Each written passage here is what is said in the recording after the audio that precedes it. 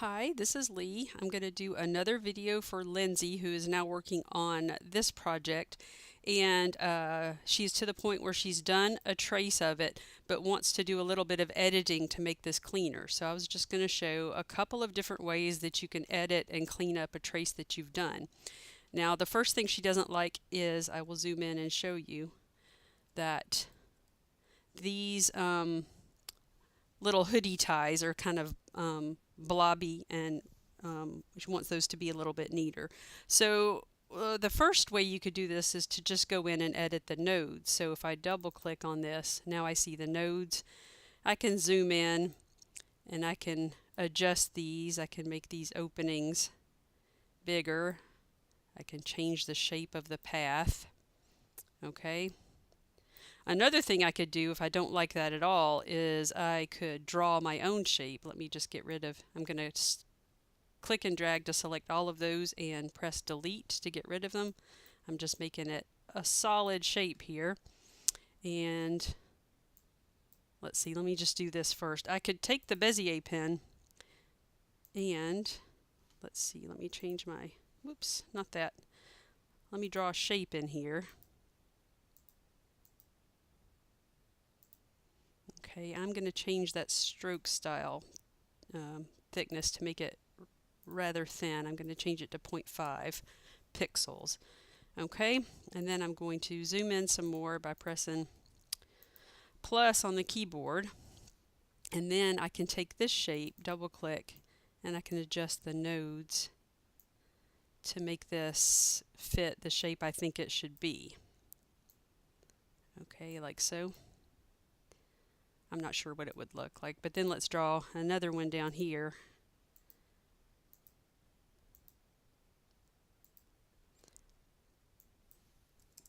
And then we can adjust the nodes on this to make it look like we want.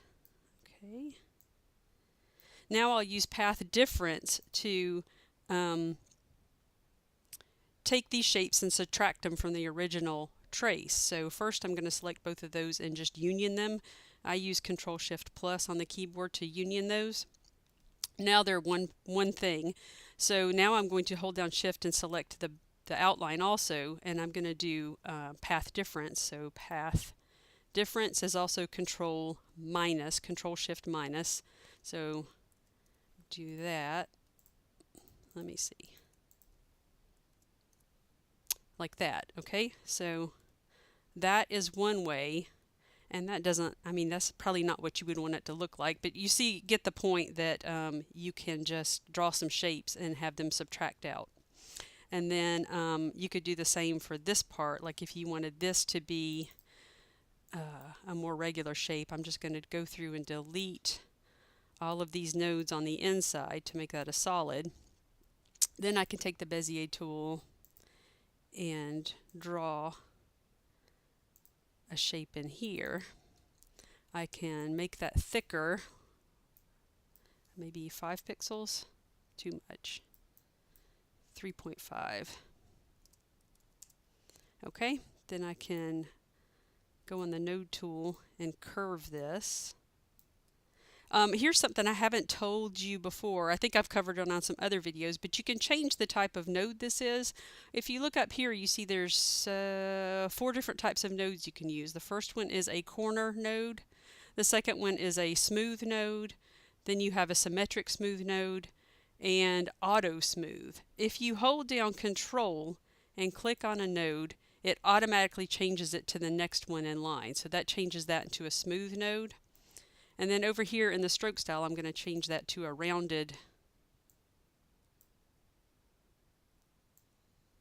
cap.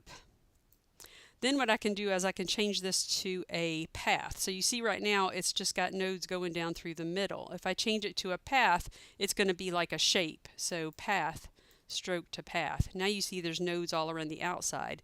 I can take these and modify them so that they fill up this space better. I can click and drag to select both of those 2 nodes and drag the both of them together.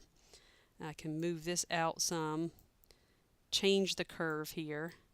Basically, you see what I'm doing. I'm just adjusting this shape to fit better.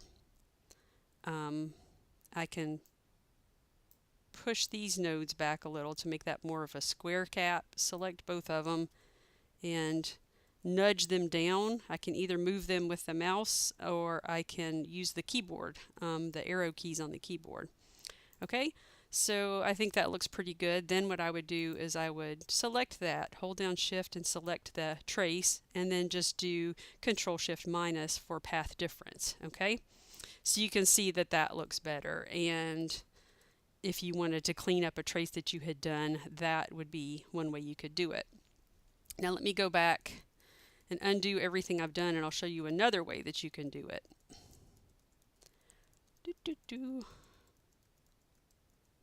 Okay, so I think that's how it originally was.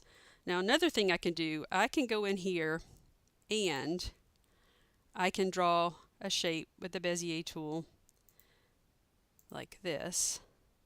I'm just clicking around, and then I'll just click around the outside of that. So it's a shape that covers these two little strings hanging down. And then I can go into the node tool, and I'm going to change it to a smaller 0.5 pixel. And I can really fine tune these lines here so that they match up with the collar of the hoodie. Okay. And it'll become clear what I'm doing once I do it. So, okay, now I've got the shape that kind of, it's covering up these ties hanging down. So now that shape is selected, and I'm also going to hold down Shift and select the trace, and I'll just do Control Shift minus to difference that out. Okay, now we've completely erased those ties, and you could go in with the Bezier tool and redraw them however you wanted. You could redraw them before you delete that, just do it in a different color, and then move that out of the way, delete it, and then put that back. Then if you were to, let's see, you wouldn't want to do it like that. You would want to do it like this. Okay, just pretend that that looks good because I'm going fast. All right, so change this to a stroke path to stroke to path. All right, and then I can take that and select both and union those together. Control Shift plus to union. All right, so now we're just pretending that that looks right. Then you can go in and you can edit these nodes to make it look more, and you can even delete nodes and just adjust things. Change that to a smooth node, drag it around. Whoops. There we go. Okay, so that's a way you could redraw that. The last thing I want to explain is how to convert dashes to paths. So it's not very intuitive how you would do this. So let's say we're going to draw a path. Oops. Okay, there's our path. Let's make it curvy. Say we're doing stitches on a, you know, somebody's got some denim jeans or something that has stitches down the side. Okay, so there is our path. We go up to stroke style and change it to dashes, like so. All right, I'm going to zoom in. Now, if I double click on this to show you the nodes, you can see it's just like a regular stroke. It's just got a couple of nodes that go right down the middle. Okay, now you can't, for some reason, you have to do a special operation to change these into individual strokes, and that is located in the extensions. So I go up to extensions and I say go down to modify path, convert to dashes. All right, now let me zoom in a little bit better. You can see that each of these dash lines has been converted into an individual stroke. If I want to union that to my trace, because the trace is a path, it's not strokes, so I have to now convert this to a path. And that you do that just the same way as normally. You go to path, stroke to path. And now you can see that each individual dash has been turned into a little rectangle.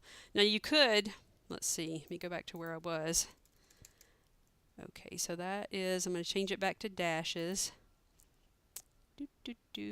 Okay, now I'm going to change my end cap type.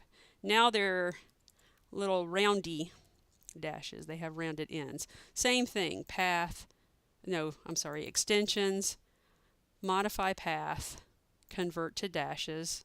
Okay, now it's made each one its own individual little stroke. And then again, path, stroke to path, path, stroke to path. Well, that didn't work. Oh yeah, it did. There it goes. It was just taking it a while. Probably because there was a lot of dashes. Okay, so now you have little rounded rectangles, individual shapes. And so that's how you would do that, basically. You have to first make your dashed path or stroke, then go to extensions, modify path, convert to dashes, then path, stroke to path. Okay, so hopefully that covers those. And those are all good things that people need to know. It makes you're making your files a lot easier when you know all these little tricks.